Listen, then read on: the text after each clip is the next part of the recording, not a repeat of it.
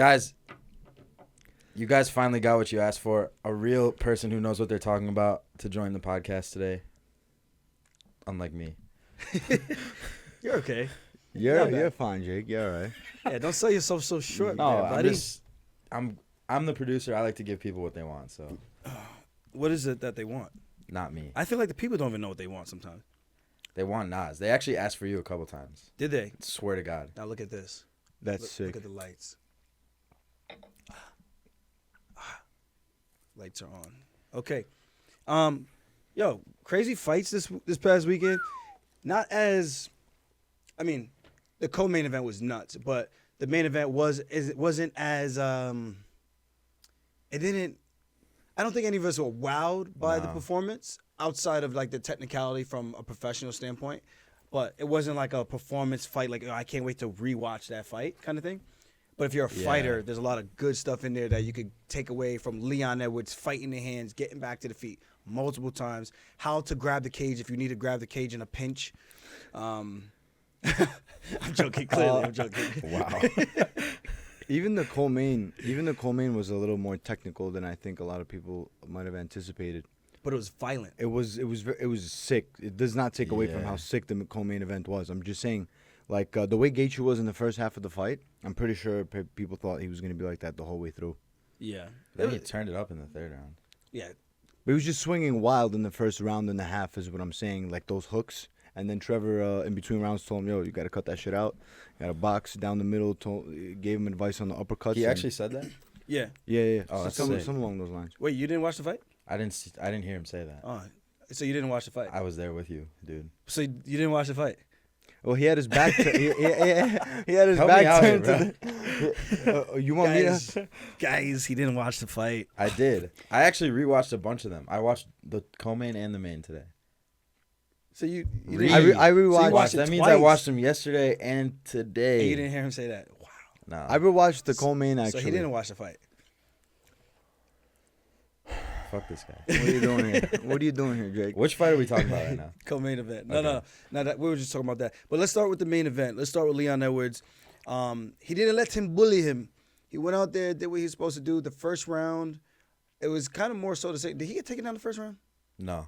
Leon, No, right? Leon pretty easily won that. The first round. Yeah, Kinda like he cruised. just stayed away at distance and picked him apart with like leg kicks and shit the whole round. I did like that he used the southpaw stance, but then he switched. Usman. Why did he switch? Well, because we actually pointed that out as we were watching the south. We both caught on to the southpaw stance. Yeah. And offensively, that might have been a good strategic game plan for him to hit him with southpaw out of nowhere. But then defensively, he was open to shots that he did get hit with, and that's why he stopped playing with southpaw as much. Yeah. That outside leg, I think, if I'm recollecting correctly, he chopped away at that outside leg a few times, and then the left was lined up like southpaw and southpaw, the same way orthodox on orthodox. That right hand is always there. I think the left was there for Leon, and I think he hit Usman a couple times and had him go back into orthodox. Yeah. And he started landing that body kick over and over and over. I was like, that's rude. But Usman kept blocking with his forearms. Yeah, which is not good. No. Well, I'm saying just to the body. Yeah. Because he was trying to be defensively responsible with his hands to check the kick up top from the opposite stances. But then it's like you're so focused on the up top that you're leaving the body exposed. Yeah. Like those kicks couldn't have felt good. Yeah. But, it was a tough competitive fight for both guys. The cage grab made me think that Leon might lose the fight or it might have been a draw. There's an I argument. actually missed. Well, who grabbed the cage? Leon. Leon grabbed the cage when Usman lifted him. So he tried to reap his leg and he would have fell down, but he pulled himself and kept himself up. And then Herb didn't know what to do. Leon was like, no. It was like real quick. But that was like a blatant, like he would have been taken down if he didn't grab it. 100%. Yeah, like easily. But the amount of times he's gotten back up, I don't even know if he needed to have done that. 'Cause it seemed like he could have just kept getting back up the way he was getting back up in all the other sequences. Maybe, yeah. But I feel like he did kind of get hurt the round before. With what shot? Kamaru landed a straight right, I think it was, that really stunned him. And then he, like, did a lot of damage on the fence. Like, he was landing, like, crazy, like, throwing super hard. I remember that. And I wanted to, I screen recorded Leon's knee that he landed, and then that whole sequence where Kamaru landed the right, took him down. Mm-hmm. Then Leon climbed up the fence while Kamaru was like landing these crazy hooks, like really hard. Yeah. But I don't know how you score that. Like, is the knee harder? Just like, is that a harder shot to take? Because they both wobbled. Yeah. Like the straight right wobbled Leon, but right before that, the knee wobbled Kamaru. But it was kind of like quick. Like he recovered really quickly and then landed the right and like took him down and did a lot of damage. So I don't know how you pick which did more damage. That's why these judges need to feel what those feel like. But I'm asking you. I think all these interferences, the nut shots, the eye pokes, there was just so many. I think they like broke my. It made it less clear for me who's winning these rounds. Like I still think Leon comfortably won, but it was hard to pick who won what rounds. You know what I mean? Okay, well if you give. Usman tried to get a cheeky one though. He did. When he kicked him in the belt line, he tried to say it was low, and I was like, no, that was not below the belt, that bro. wasn't. He knew it too, and then he just kept going. Yeah, it was like nuh-uh. But like if you give Leon round 1, 4, and 5, but then you give Kamaru 2 and 3, then it should be a draw because of the point deduction. I thought round 2. I thought Leon kind of edged that one out, in my opinion. Do you want to see these 2 like moments? Because I screen recorded them. That was in round 2. Yeah. And just judge which one's worse? No, it's not even that, because those are just 2 moments in the fight. But what happened in the rest of the fight? It was kind of even, like stalemate, I feel like. But I feel like Leon landed the cleaner strikes in that round 2. That's what I felt. He did. Actually, when they got off the fence after Kamaru took him down, Kamaru landed a couple hooks, but then Leon clapped him with one, and then they kind of like were done. So it was kind of like who got the better in that. Yeah. So yeah, probably Leon won that round. I felt like Leon edged it out, and that's just how close to the fight, how close the fight was. And I know Nas, you were saying that what is your time, like your time in the sun is up. That's kind of what played out. That's kind of what that little edge, that little like step ahead that Leon Edwards was. That was kind of what I meant. Like even though skillfully speaking, Kamaru's the better wrestler. He has, his boxing's great. He has, I mean, aside from the kick, aside from getting knocked out in the rematch, he's taken Leon's best shots. Aside from that kick, obviously, he's taking his best shots. But I think just when it's your time, I think the guy whose time it is, in this case Leon, is just always going to be a step ahead. And it kind of played out that way, He won by as much as I thought he would, like a close, like Usman was still going to do. Well, I actually predicted a 3rd round TKO Edwards, but anyways, he had the edge. He had a little bit more juice in him. So you're saying if this was UFC 4, the video game, that the attribute level would go in favor of Usman for more well-rounded? I don't know about the whole attribute thing, because that's just not how it works in real life. In real life, you get laid out with one of these. Is like 99. With just one of these. Well, you say you think he's still the better fighter? Usman, I think, like on paper, right? I think, yeah, like I think on paper, yeah. So his attributes in the video game. Yeah, but obviously those attributes have an expiration date too, though. You know what I mean? And now we're seeing it's becoming more clear where Usman's expiration date is. Meaning, I don't think Usman, even if he gets back to the title, which is gonna be very hard at this point, even if he gets back to the title, I don't think he's gonna have the reign that he once had in the recent years. Devil's advocate. What if that is because there's so much footage on Usman and how to defend the grappling assault that he puts on these people, that people it's almost like Dominic Cruz when he was on his insane run and everyone was kind of like chasing him. So it's like you got all the blueprint of what worked, what kind of worked or didn't work at all, and then you kind of eventually figure it out. That's kind of how I feel about Usman. The same thing with Islam. He's kind of like that replica of Khabib. So it's like you got all the footage on Khabib. Now you got Islam coming in trying to do the same exact thing. For the most part, you kind of know what to prepare for in terms of the style. So it's like, well, if I do a basic 2-on-1 and fight the hands and prevent you from locking hands, how do you take me down? And I feel like that's what Leon did really well, making those adjustments. And with that said, I think Volk won that. Well, you missed. Volk definitely got the nod. I didn't miss that. Okay, good. Wait, you said Volk got the nod? Yeah. I agree with it, but no. You heard him. He said it. So wait, who won? He said Volk got the Islam nod. Makhachev 4-1. No, you just said Volk got the nod. You just said Volk got the nod. That's probably like that whiskey or whatever you're having over there, bro. So I didn't say. I had half a sip of rum, and you think I'm? We both just heard you say. No, I didn't. You guys could play it back or whatever. I didn't say it. Yo, we're gonna put the captions. Volk got the nod. We should make that a segment. Tag Islam and shit. Islam lost that fight. Anyway, No, he didn't. He didn't. Fuck, I forgot what I was gonna say. No, that fight was a draw. We were talking about momentum and timing and. Oh, but yeah, you say that about Kamaru, but what about Leon? Like, did they not fight 5 years ago for their first fight? Yeah. Is there not mad footage? He dragged him through the mud that fight too. Is there not mad footage on Leon? I feel like Leon just looked way better yesterday. But I also think a KO, like a deep KO like that, I also think that takes something out of you. Damn, bro, my chopped liver. No, but you were younger, bro. You were 10 years younger. But that's what makes your run special is because you came back and went and came out on top after all of that.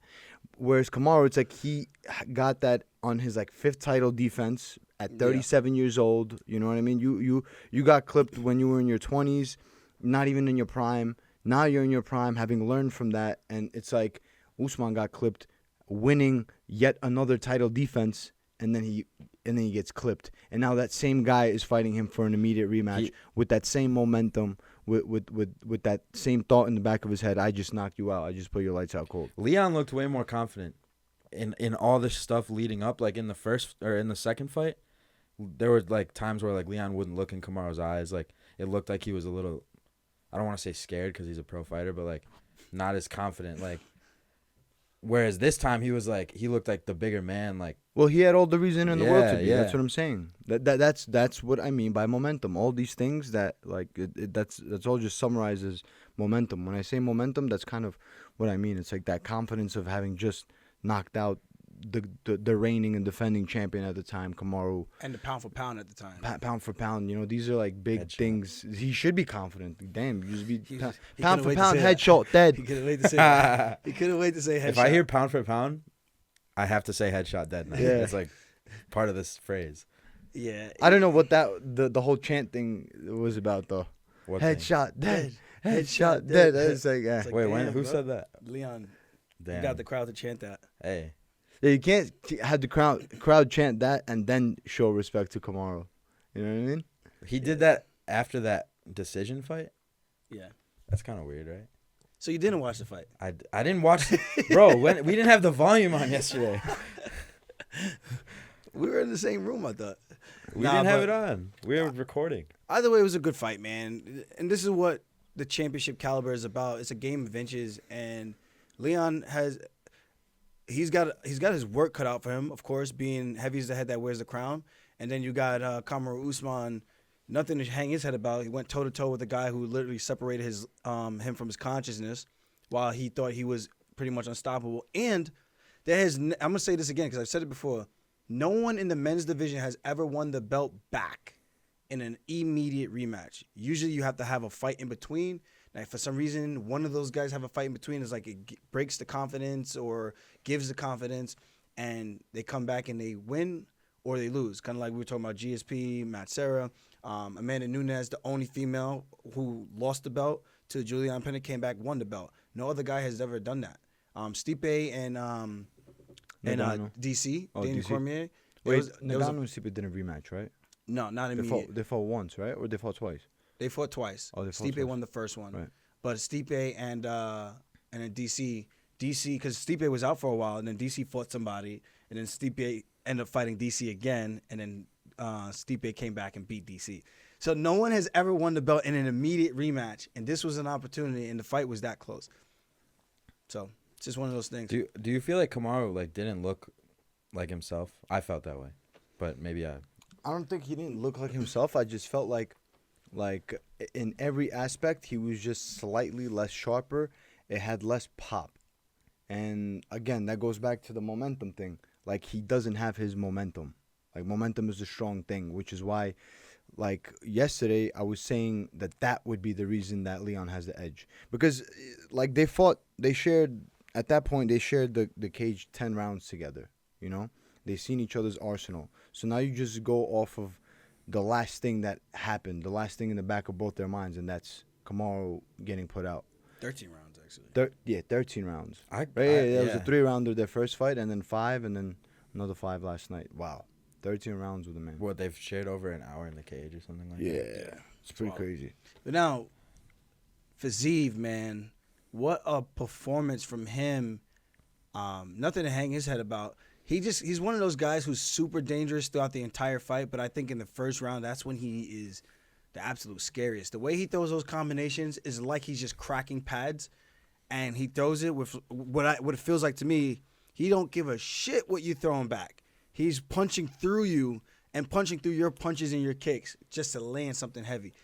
And that's dangerous, man. But really, really good fight, I thought. And I was trying to have a gentleman's bet with Nas. He didn't want to take it. But that's true. It's not that I wasn't confident in my boy, you know. Well, it's not that I wasn't confident in my boy. You're just not a gambler. Huh? You're just not a gambler. It's not a gambler, yeah. Me either.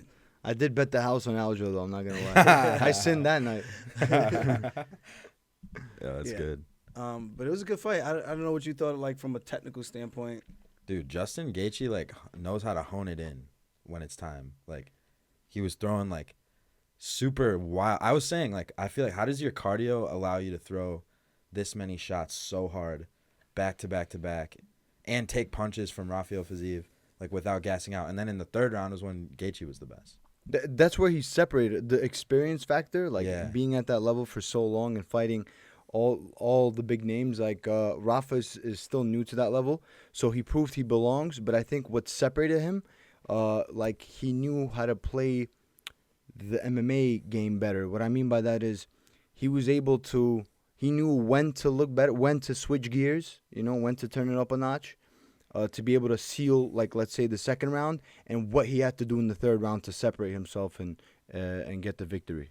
Even in the second round, I didn't know who was going to win that round. That round was so close. I really feel like the second round could have went either way. Wasn't it, like, not clear in the judging who won that round? It was a split, I thought, if I'm not mistaken. I want to look. It was a split, right? That wasn't a majority, right? It was a majority win. Yeah, it was a majority decision. So that means somebody had it a draw.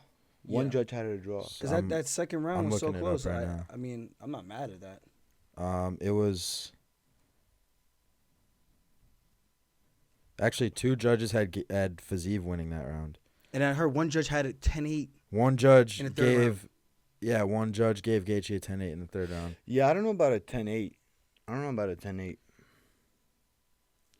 10-8 is like knockdown, the fight almost finished. That's the way they describe it to us, at least. They said that's the ref is supposed to be like ready to jump in, and I didn't see. And then you survive, and that's like a 10-8.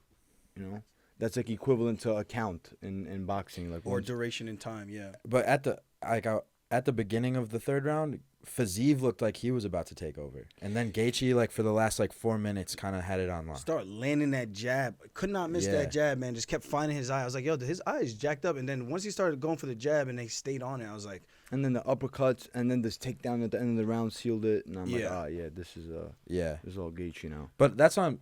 If the second round was a 10-9 for Gaethje, do you score the third round the exact same?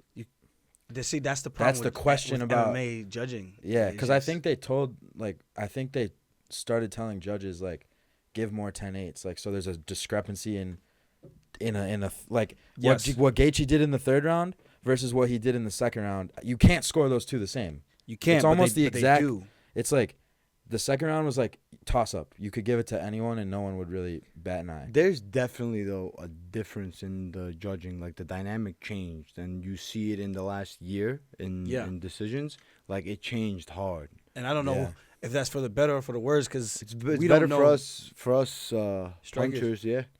But then when you're in the fight like Fiziev, how do you know what's going on for you to know if you're winning or not? That's the issue where it becomes for me. I don't think. See, that's the thing, though. Like Gaethje played that game a little better because he knew what he had to do to secure the round. He knew when he had to turn up to secure the round. But where Fiziev just kind of came to fight. I don't know. I think so. I mean, like, in terms of the scoring, I'm saying. Yeah, in terms of the scoring, we don't know. Like, what's a clear cut? Like, I definitely think I got that round. Like, I don't know if Gaethje's thinking, like, I definitely got that round. I think he's thinking, I got to just score where I need to score. One thing is for sure, though. Azari's come forward. Yo, that they Fiziev kept coming forward. Yo, even though he come battered. Forward. That was wild. The Azaris, they come forward. They come forward. That's 2 for 2 that come forward. You know, you're Azari, you come forward. If some Azari wrestler gets signed to the UFC, then he's gonna bounce it out. Now he's gonna start shooting takedowns and not come forward. For now, it's me and Fiziev. We come forward. You know, we got that reputation on lock. What? Wow, Jake. Damn. Yo, I have to show you a video after. That's what we do in college. When me and Dennis pulled up, remember when you opened the door? Tell him what you heard. Jake, tell him what you heard. What did I hear? When you opened the door, when me and Dennis came to visit, and we weren't there. Wait, huh? Oh, I'll show you the video. Wait, after. here? Yeah, it was at Marab's though. Oh, okay. Yeah, I don't. Oh. He just ripped ass, bro. Imagine you open your door. I'll put the video of it. Yeah. No, don't do it. Don't put the video of it. Don't no, put you the sent me that. I got. No, come on, bro. Yo, please don't put the video. I don't know what happened here, but yeah. Was gonna say. Either way, it was a good fight. Definitely. But even that, going back to the scoring, like what we think we're supposed to score, like that second round and that third round, completely opposites. But they both technically receive a 10-9, but by the old judging criteria. Right. So or the current. Because you were comparing it to boxing scoring. Because that's what we have a 10-9 must system, which is the boxing system. So that's what we use. We adopted that point system, but in boxing it's different because if you get knocked down, it's automatically a 10-8, right? Supposed to be. Even if the guy batters you for the whole round and then you just knock him down. Deontay Wilder versus Tyson Fury. They'll call that a 10-8. In that what was the 11th round or the 12th round where he flatlined the Gypsy King and then he came back and outboxed him. 11th or 12th? No, not the 12th. I think that was the 11th, actually, yeah. Well, we thought he died. We thought he killed him. Yeah, he's out. I was kind of celebrating already because for the first fight, it was for Deontay. Then the rematches and stuff, I was for Fury. Because they had to draw the first fight, and then you just kind of watch how both of them handled themselves. And I liked how Fury handled himself better, so I was for Fury for the rest of the trilogy. Yeah, but like in MMA, you can't have that same exact way of scoring because it's just a completely different sport. You can't, but we do. But then, but what's the solution? No, but like in MMA, it's not a 10-8 if you get a knockdown. But that is the scoring system that we adopted. We don't have an MMA scoring system.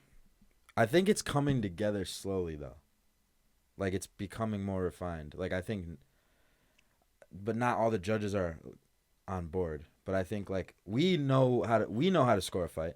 Because we know what we're looking at. Yeah, like the people who understand the current set of rules that the judges are supposed to actually score by, that not all of them actually do score by, but what they should be doing makes more sense than I think it used to. Like for example, judges used to score higher for like octagon like ringmanship, like who had the center.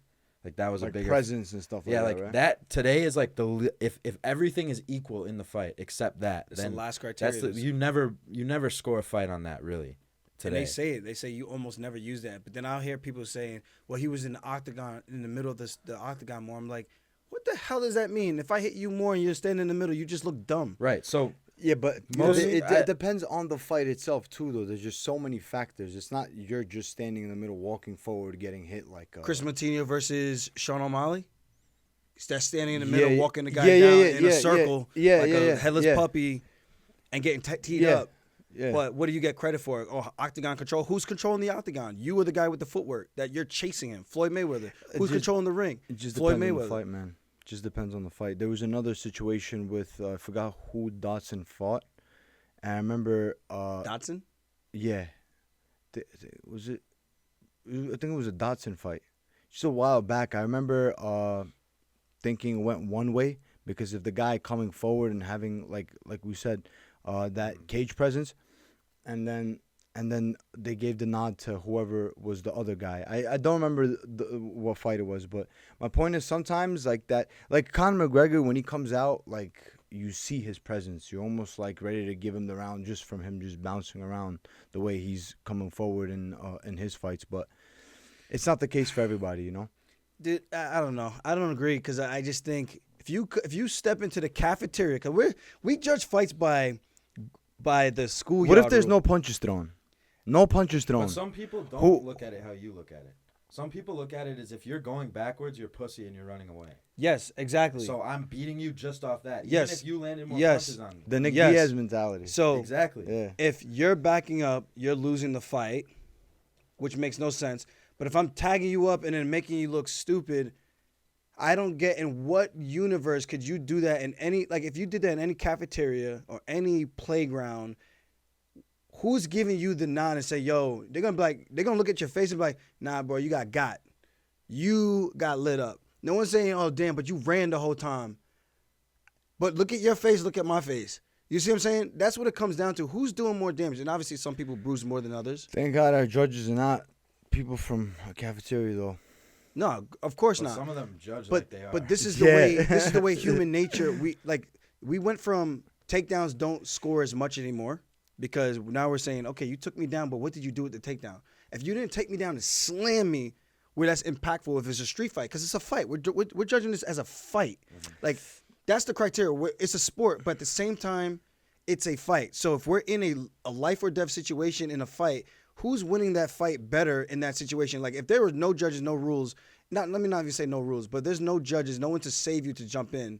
You know what I mean? Like if we're fighting and I slam you down, I think it's pretty understandable. If I slammed you on the concrete, that fight's probably over versus if I took you down and I just hooked your leg and you fell down and I just hugged you the whole time while you're sitting on the ground and you're elbowing and slicing me up from your back, who's winning that fight? You see what I'm saying? So when we're thinking damage because we're thinking a fight.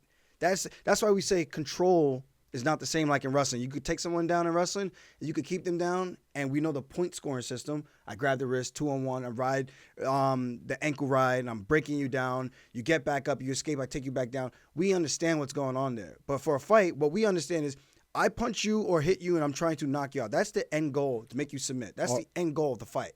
But are we rewarding passing like a guard, getting into mount, but not being able to do anything with it, let's say, but you got into mount, you got into a threatening position. If you nothing took happened, somebody's back. if nothing else happened? So here's a fake scenario.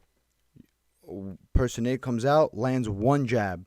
Person B comes out, lands 0 punches that whole round, but has person A on his back the entire time, rides him out, pushes him against the cage, has him in mount, whatever. Strikes. No strikes, 0. Does person A win the round because he landed a jab and the guy has a mark on his eyebrow versus, like, that's also, like, I feel like an extreme way to, because it's not a street fight. You know what I mean? It's an MMA fight. It's a competition. I didn't want, like, I don't want to see wrestlers not rewarded for what they do, where I don't want them to be over-rewarded for it. Like a takedown, that's it. He stole the round because it's a take. We've seen guys steal entire rounds because of a takedown for 3 seconds and then somebody gets right back up. Okay. So we've seen rounds go the other way because of a takedown. So maybe that's too much.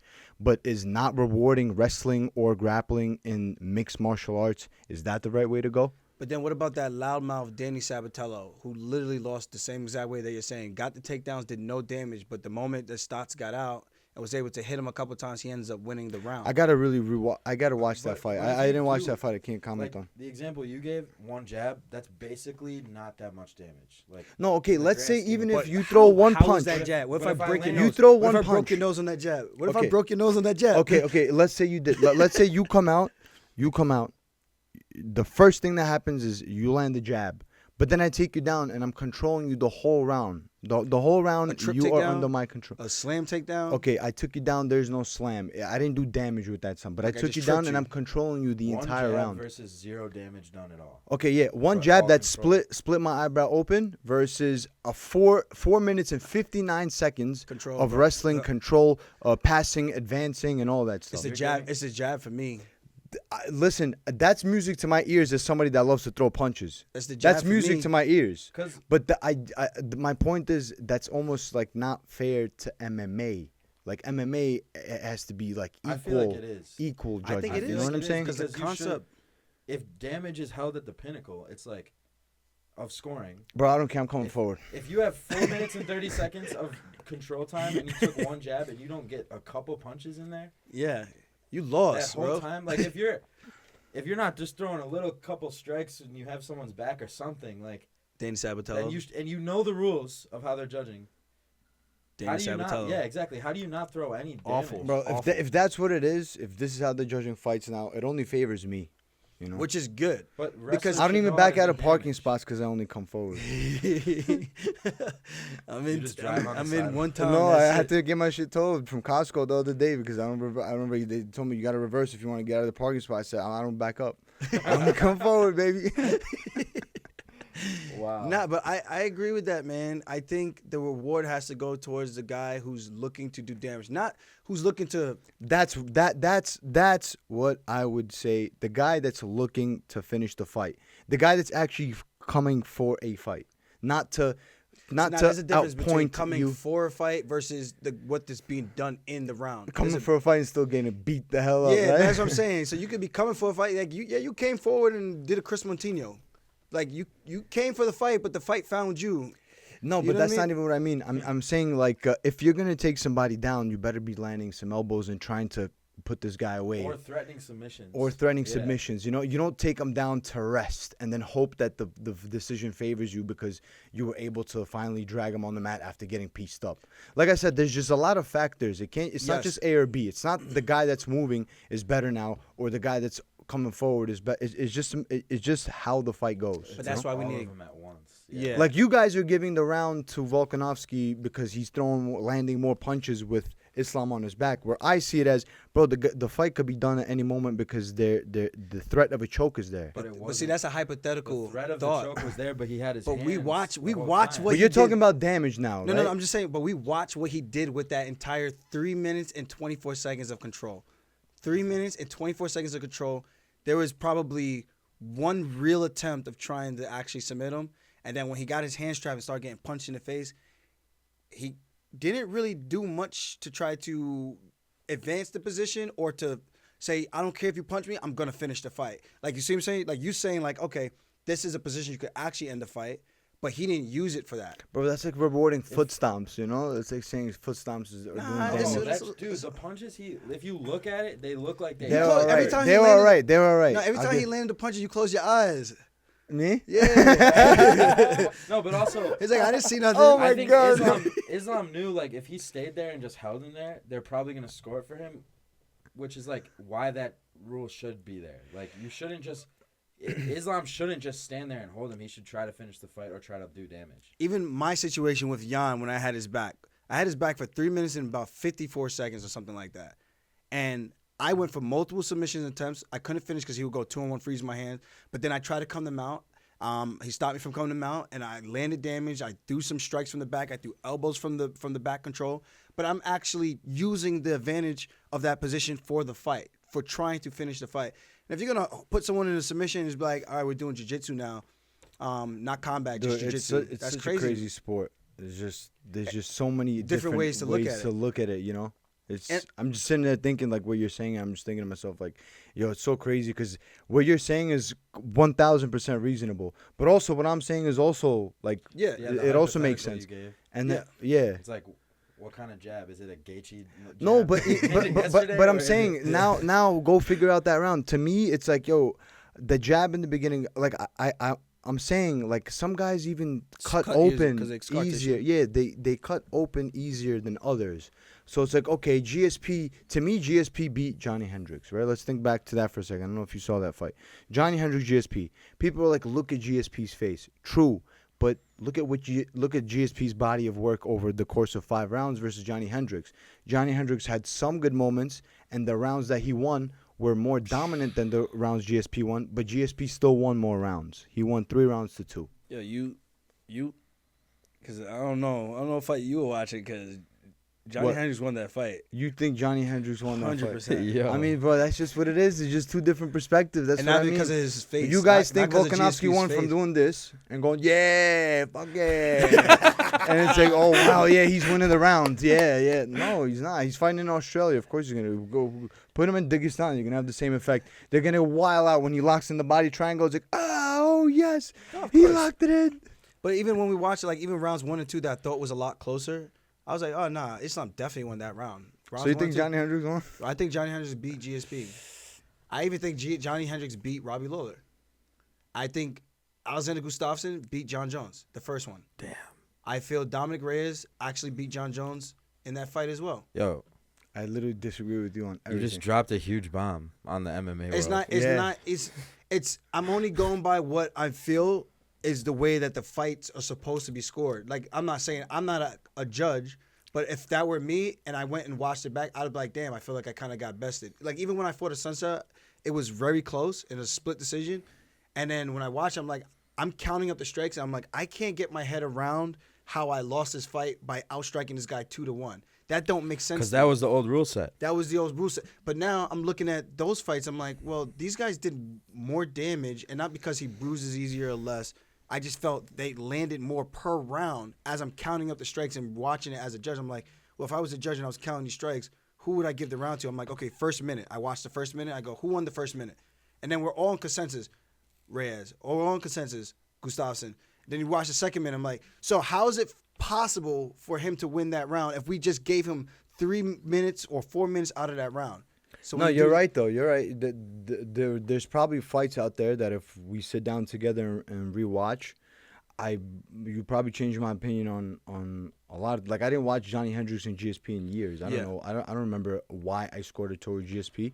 Maybe I was being biased towards GSP. And that's real time watching. We're not going back and watch. Like, we now have this opportunity to go back and watch it. But in real time, maybe we all thought, maybe I did think John Jones won the fight in real time. I really can't remember. Or GSP won the fight in real time. But just all in all, though, like, with a champion, I just think you have to come in and take the belt from the champion. I agree with that, too. Like for example, I never get, like, they were saying Volkanovski and Holloway.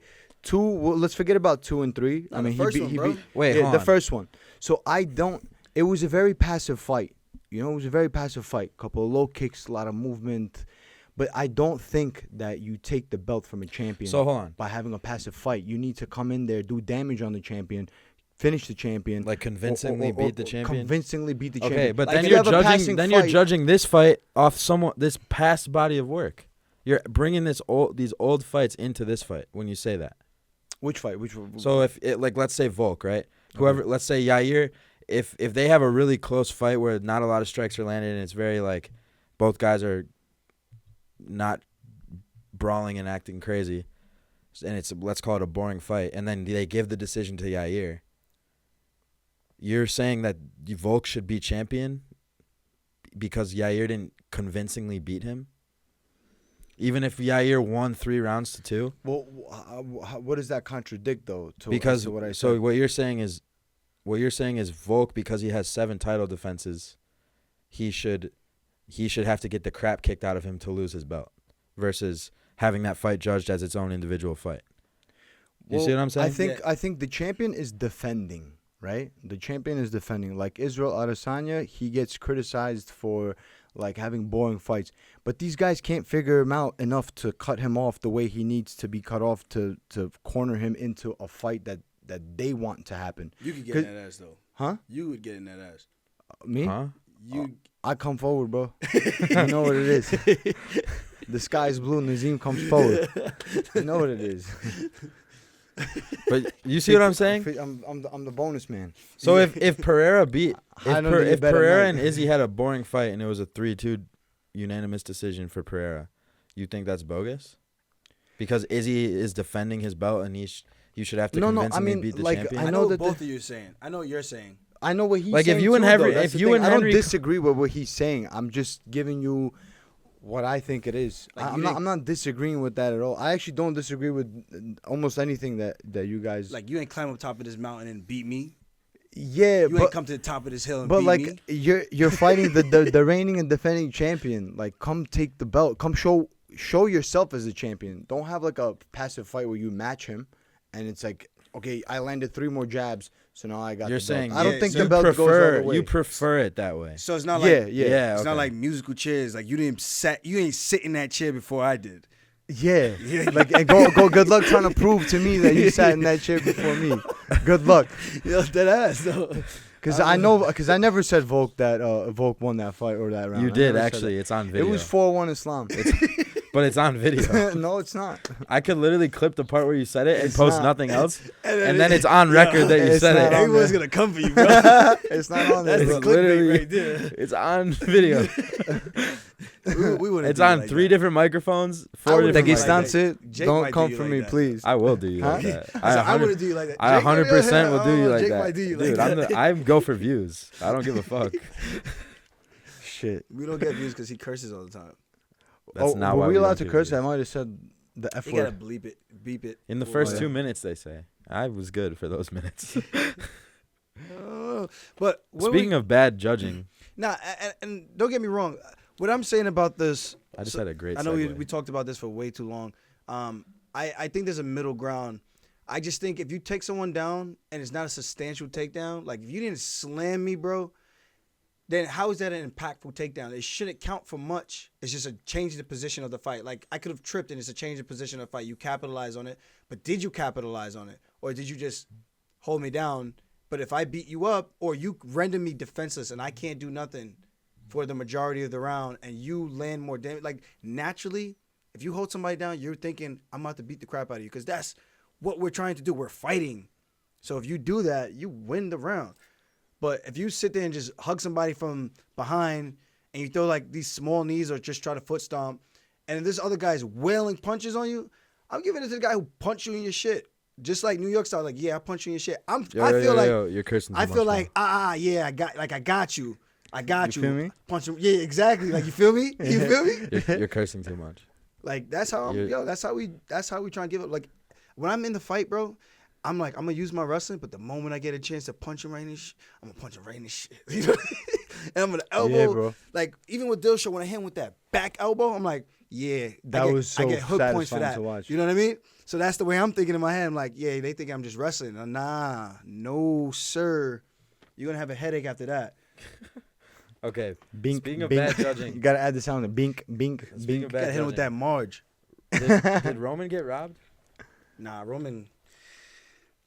The more I think about it, the more people were pointing out it was a very close fight. The only thing I would say, that fight could have went either way, but I don't think it was 30-27 at all. There's no way you're trying to convince me that Marvin. No, that was not all 3 rounds. 30-27, dude. That was And that's not the problem with 30-27. judging again. I actually thought, if it's 30-27, then it's probably for Dolidze because there was clear, like Yeah, Dolidze he had clearly clear won. rounds. I forgot which round, but he clearly won. won. Yeah, a round, and the other two were close. I don't know. So I'm how thinking you give if that it's to the Tory. 30-27, which I don't think it was 30-27 Dolidze's way anyway.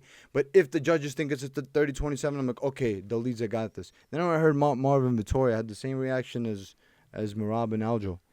Yo, that reaction was sick. Yeah. You guys No, were like, we were almost certain that Roman won the fight based on the scorecards. And then when they said 30-27 the other way, we're just like, in what universe could Marvin have won all 3 rounds? Yeah. But I'm not saying it's Marvin's fault. He has nothing to do with it at all. But I think maybe in the first round they were looking at all the leg kicks he was throwing and scoring that versus what looked like Roman cracking him and wobbling him a little bit. Not saying he stumbled all over the place, but it looked like he had him hurt a couple of times. So I was like, yeah, that's got to be a Roman round. I don't know. I thought it was. That's why we're not judges, I guess. They know more than we do. They know more than I do, probably. Probably not. Yeah, probably not. Probably not.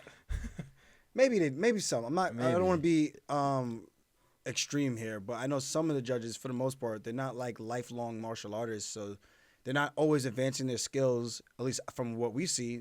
And the fact that it's a close conversation that we don't get to like we should have a seat at the table, even some of us, or be able to have a review to get some type of clear cut clarity. Oh, that's a tongue twister. Clear cut clarity.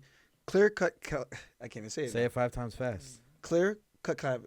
Clear cut clarity. Clear cut. Oh, you gotta say clarity. faster. Clear cut You clarity. got an Clear cut immigrant clarity. over Clear here cut telling you clarity. guys Clear how cut to clarity. Clear cut. I just did it. Clear cut clarity. Clear cut. Clear cut clarity. Clear cut clarity Shit. to know what the scoring criteria is. So this way, when we go into the fights, even though we're fighting, because we know we're trying to inflict damage, we're trying to finish. No matter what, we're always trying to finish the fight. We still want to be able to know, like, if we can't get him out of there, at least we know we banked that round. Or if we didn't get that round, in the back of my head, I could go, all right, boom. So I lost rounds 1 and 2. So round 3, I gotta come at this guy crazy. I'm coming for the whole bag. I'm coming. I'm doubling down. I'm betting the house in this round. And it's like I'm going home on my shield or I'm not.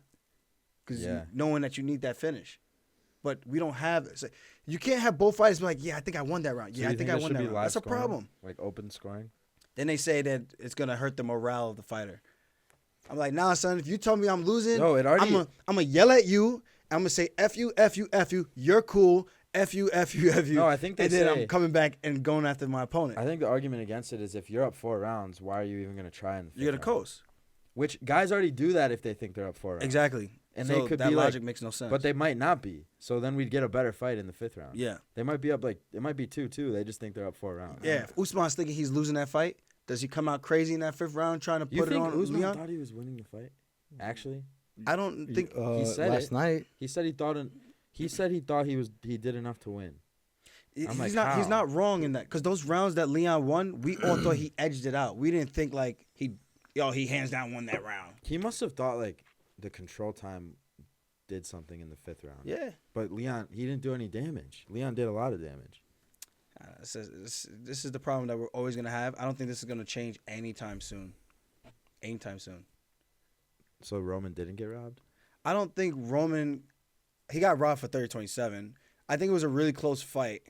I thought he won. But I thought Roman won. I'm going to say that. I thought he won round 1 and 3. 31. Yeah, I thought he edged it out.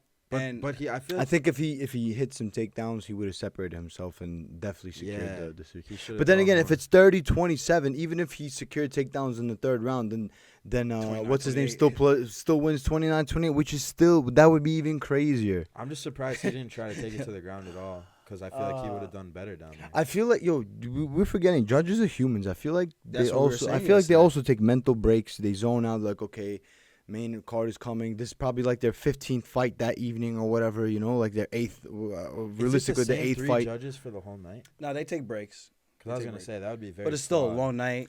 We don't know if they're drinking. They're not supposed to drink. And it's their opinion. You know what I mean? It's like we're sitting down. There's no rule set is really going to change or save like bad decisions or whatever, because as long as we're putting humans behind, and machines wouldn't be the solution either, because then I'd just go to boxing, counting up punches. Oh, he landed 300, he landed 200, he wins. MMA is very different, so you need humans judging. But that's the thing. It's like it's somebody's opinion. You sit down 3 humans, and then you sit down another 3 on a different night for the same exact fight. You might have it a whole different way. Yeah. So I agree. Unless the fight itself is clear cut, like, okay, this guy won 5-zip, he dominated. What's wrong with 10 rounds though? Why does someone always have to definitively win? Like in a round that we're all confused, how are you telling me that these humans know for sure that this person definitely won that round? Yeah, they don't. It's like, you know more than like all the judges that are probably judging the fight, like really, like IQ wise, just the fight game. They let former fighters be judges. No, they do. Oh, really? I think you can if you want to. Frank Trigger somebody? He's a ref though. He's a ref. Like round 2, we didn't know how to score round 2. We're just kind of like, I think it might be Gaethje. You're like, I think it might be Fiziev. I love that. I love the fact that former fighters are refs. I like that. Having them get involved into judging would be cool too. Why don't they? What's the? I think it's too much affiliation with teams. Yeah. Like I know so many people, not by choice, but it's like people like if you're the champ, people are going to naturally just want to come talk to you. They're going to say hello, and then I like when this is my judge. You know what I mean? But then so it gets a little weird. That could get really messy really quick. Same with judging and reffing. Yeah, like you remember that time you were talking shit? Nah, I'm gonna let him punch you a couple more times. Took that shit. Then I'm gonna stop the fight. I feel like you could screen out. That's in Yamasaki. Who's the one that lets fighters die in there? To the death. Yeah. Steve Mazzagatti and Yamasaki. Mazzagatti was just shot. He was just, I don't even think he was like paying attention to what's in front of him. That's what he does every time. Steve Mazzagatti. No, this was Yamasaki. Yamasaki, yeah, I was about to say. Well, I don't know. That's I've had him as a ref too. I was like, Lord, please save me if I'm in a position where I need to tap. And this guy is hopefully there in time, so I don't have to. And I fought Tequino Mendez, I think, too. And he was a ADCC 2-time champion. So I'm like, if my jiu-jitsu is not as good as I think it is, and this guy catches me in a crazy ankle lock or something, it might snap in here. Because even with, who is it? Brock Lesnar versus Frank Mir, he was tapping. And he was looking at the ref like... And then I'm like, yo, bro, you got to let this man's knee just get ripped off. Oh, God. That was so bad. But other than that, man, I mean, we had some other good fights too. Like Jack Shaw coming up to 145 gives me hope and confidence about coming up to 145. Gets a finish over Makwan Americani.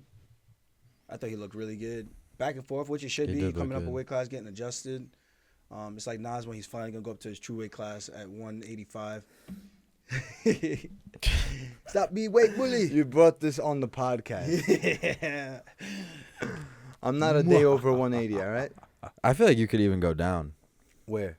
to 45. What? Everybody says that, but Because I feel like there's a good amount of lightweights that are like bigger than you in person. here's the thing. Where? It just has to do with my frame. There's no lightweight that looks bigger than me just on the shoulders. Okay, and stuff. but just the way I'm built, dude. Also, it's like how easy it seems your weight cut is. I've never been outstrength by a lightweight. Yo, tell this man to get big, bro.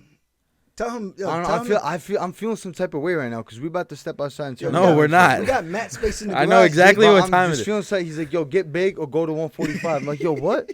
What do you a mean challenge, get big? bro. Yo, bro, come here, bro. About to go in the garage Yeah. real quick. Talk to me. No, Yo, I'm saying you're not a weight bully. talk to you behind the He's camera, calling bro. you a weight bully. He's saying all your victories because you're too big. He's saying where, bro? I weigh 183, 182 pounds. Like walk around, you know. Like okay, let's say get in shape. Camp this is a 78. I'm just saying. What featherweight is 178 when they're in shape? Training. I don't twice know. A day. Exactly. I don't know. I only know about the bantamweight. He's 178 today. Bro, I look at it like this too. I probably can make 145 with a professional dietitian. Yeah. I can make it without dying for sure. I can still have a 'Cause, pulse dude, when they drag me on the scale. I'm saying no. The night before your weight cut, I've been with you, and you don't seem like you're suffering as much as other guys who I've seen. Bro, but that don't mean it don't hurt internally. Of course. Bro, it hurts. It sucks. It's never fun. But here's the thing. It's because I've done this plenty times, and because I have my weight cuts down now. I know how to cut weight. Whereas before, I might have had bad weight cuts. Like Marab's way of cutting weight is something I haven't done in like 10 years. Yeah. So like so my point is, if I was doing weight cuts like him, yeah, I'd be grumpy too. I'd be grumpy also. Jack, what the hell I tell you? Yeah, like yo, Jack, you fucking guy, Jack. Should we tell that story? I mean, you can if you want. I don't mind. You tell. Bro, I am not. I've heard that a couple of times for whatever reason. Like, yo, he's too small for 55. But it's like, how? Where? I don't think you're too small, bro. I never been out strength or outpowered either. I am the harder hitter in most of the fights that I fight. I think your lower half is heavier. Yeah, I just have big legs. You know, I don't have like broad shoulders. And okay, shit. like Dustin Poirier. I feel like he looks like bro. That guy look bigger. Maybe up top. Guarantee you I cracked just as hard. But when do you see when do you see Dustin Poirier? Have you seen him? I've seen him in person like a few times. But you seen him like out of fight camp. You seen him like when he's training. Like you see Nas all the time. So you just see the natural weight fluctuation, but you don't really see that with Dustin. You don't know if you're seeing him on a heavier day where you're like, oh, this guy's huge. Nas needs to be bigger for the weight class. Like even like Dennis. I'm not even saying he needs to be. I'm just saying I think you could do 145. No, of course. I'm not saying you said that because there's bigger guys who. Like, that's all I'm saying. I don't think you look that much different from Islam and those guys, if I'm being honest. Bro, I stood next to these guys the whole week at the PI last week. Like, I shook hands with these guys, and, bro, they're not bigger. They're just, my frame, the way it looks. Yeah. Like, some guys, like, my arms are not, like, they don't look like, they're just plain. And then there's guys that are, like, top heavy. They have, like, broad shoulders, big arms. Yeah. But then they have smaller legs. Bro, have you seen my quads? These quads are not making 145, my guy. I've actually never looked. What are you talking about right now, Jake? What are you talking about right now? That's a fact. You feel me? I didn't mean to offend you, bro. That's like people telling me because I don't look like I'm suffering at 135 when I get on the scale. Who says that? It's funny. Who says that to bro, you? It's funny you're saying you see him the day before and you're saying like you don't feel like he's suffering and he could probably get down. He wants to see me but suffer. I'm saying No, like he's having full-on conversations where like if I talk to you the night before you wake just wants up, to see me suffer. you're like, yo, go fuck I yourself. could have a conversation too. I just don't want to. And I tell people straight up like, yo, I don't even like talking to people on fight day. Like that's how much in my zone I want to be. I want to be at peace that I'm about to go to war and that's it. And nothing else matters. Like tomorrow doesn't matter. Only this moment. Like that's it. I don't want to be like Dennis. This guy is talking to his uncle. He's calling his girl. If you're not there with me, don't hit my phone. Like on weight, you're I'm saying? scared that on fight day. Like, but fight day or the night before. Yeah, but I if get you it. hit me up, don't expect a response. Like it's all love. Don't think I'm like I hate you or anything. I'm just not responding. Like no, that's I'm just my also mental state. I'm also not like a phone like talking to people. I don't like long conversations about absolute nonsense on fight Everyone's day. different though. Dennis likes to talk. He likes to be on the phone. Some people it's a he distraction. likes to feel like for him I'm like nah. I embrace it. I embrace like every moment of him. Like a couple minutes I'm going out there. You never try to escape it. I always think right now. I don't need an extra day in camp, extra minute, right here, right now. Let's go. And I could beat you in any circumstance, right here in this locker room, the cage, wherever.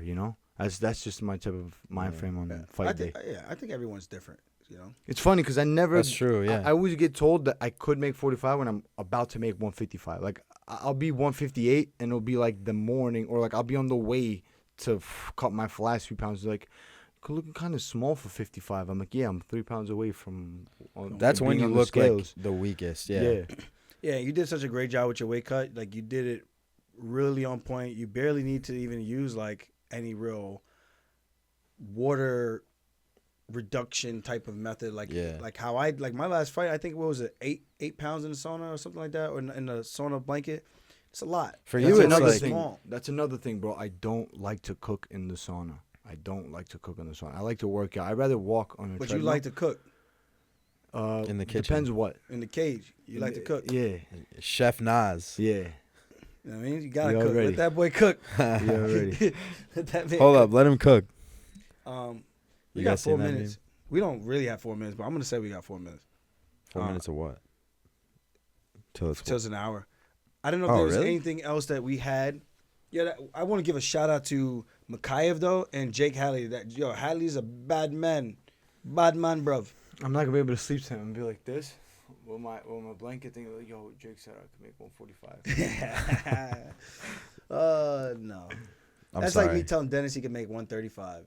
But that's like not possible. And Dennis is an in-betweener. Like he's not the biggest featherweight, but he's also too big to make. You think 35. He's not I think Dennis is a big featherweight, bro. You don't think so? Dennis is a big featherweight? When we stand next to each other, we almost look bro. the same Me and size. Dennis are the same size. He's probably even bigger. I meant the shoulder area, the upper. Dennis in my opinion, Dennis looks way bigger than you. You think so? Like denser. Like Like I feel like anytime we stand next to, it's denser versus like when we stand side by side. You haven't seen Al Jordan's heaviest, bro. I really thought he was gonna jump up and fight Kamaru Usman. No, but to me, I think Dennis is like a brick shithouse, bro. He's fucking huge. I also think that that's interesting.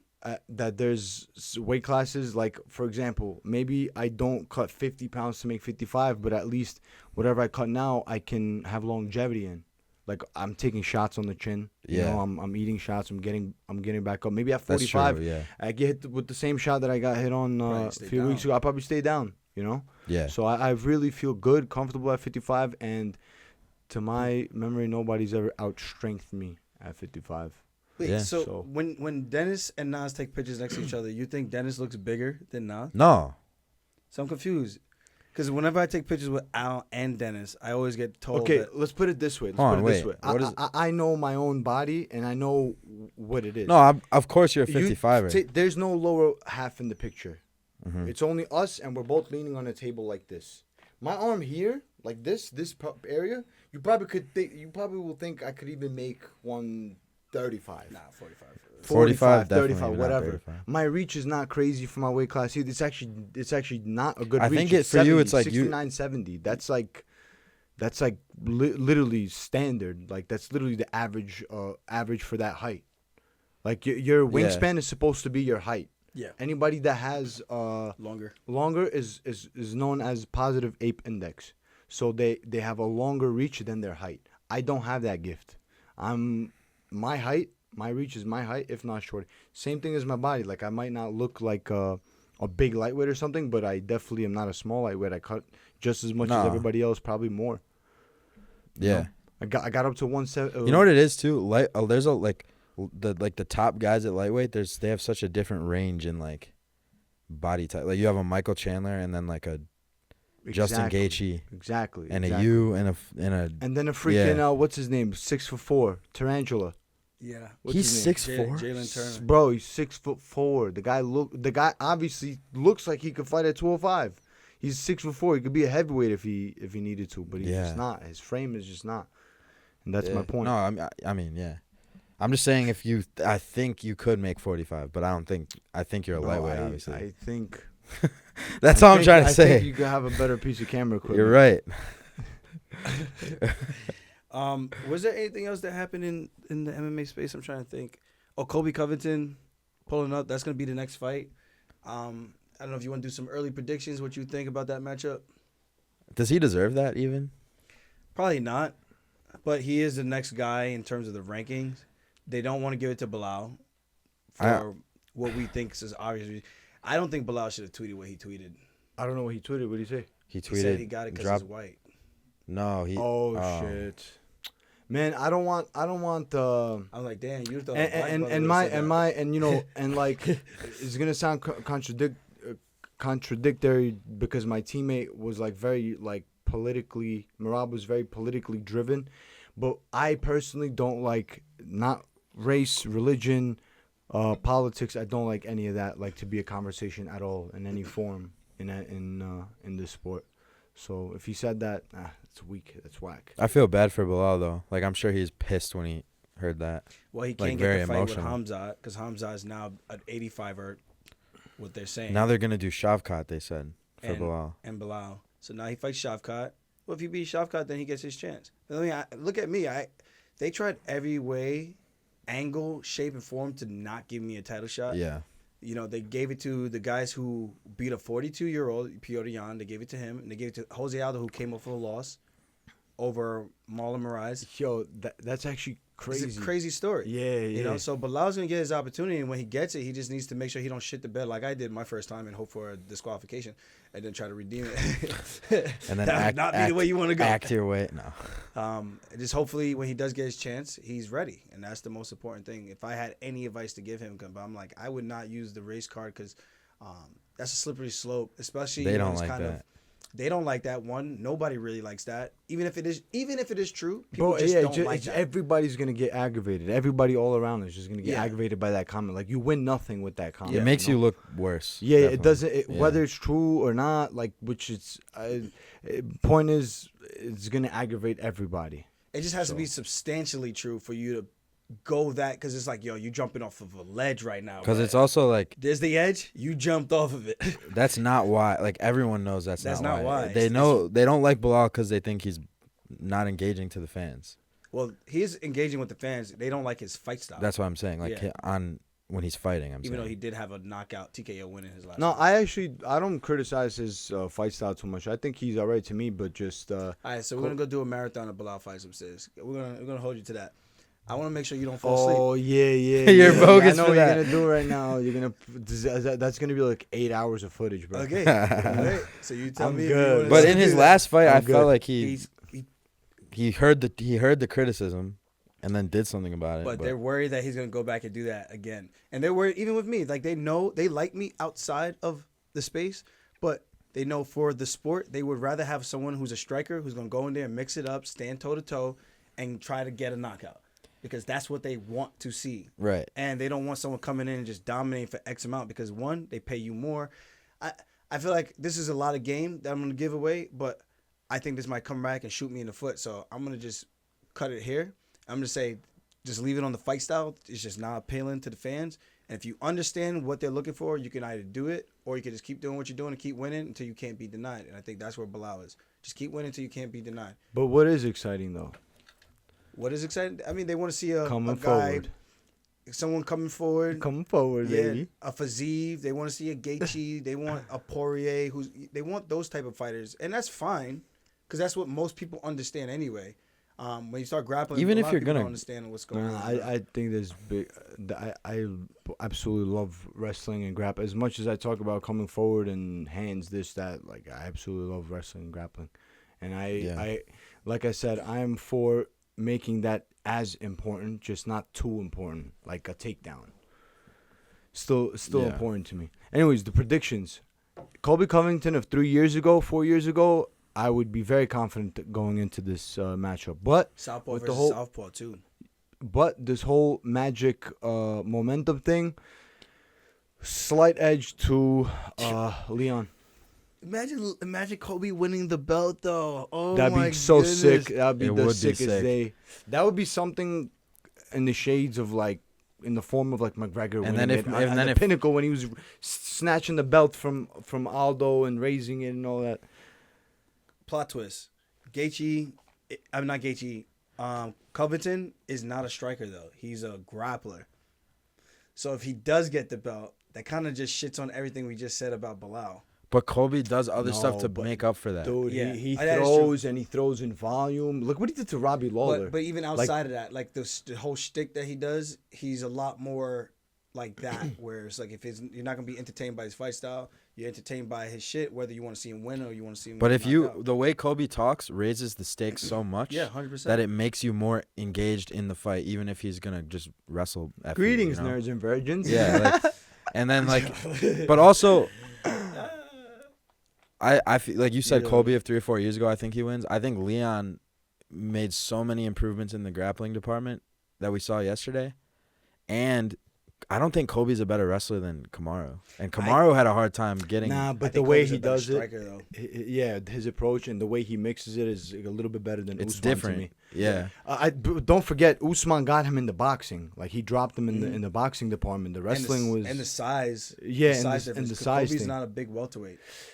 He was 188 when they gave him a call like Wednesday or something like that. Is that what he said? He said he dropped 18 pounds. Yeah, in a so day. I'm assuming like 195 is as heavy as he'll get, which is not a small welterweight. He said he can make 155. Well, he better not, cause. But he said that because he was like, I can make it, but he's like, I lose so much. I got the frame, I got the cardio, and I could go for days. And That's my how I skills- feel about 55. So he's staying at 70.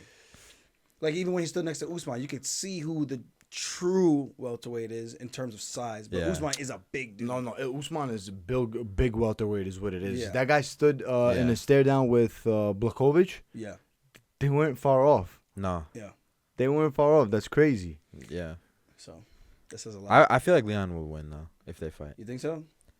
I'm torn on that one. I really am. I do think it is different. Like it's almost kind of like it's not like I don't want to compare you to Kamaru, but it's like Kamaru and Colby's wrestling styles it's like comparing you and Merab kind of. Like they're just two different things. Two different styles, and then the same one's thing. more like control. Why and I one's say more volume. the 3-4 years ago thing is not even because I think Colby fell off. We just haven't seen him on a consistent enough basis to know how he's going to show up against Leon.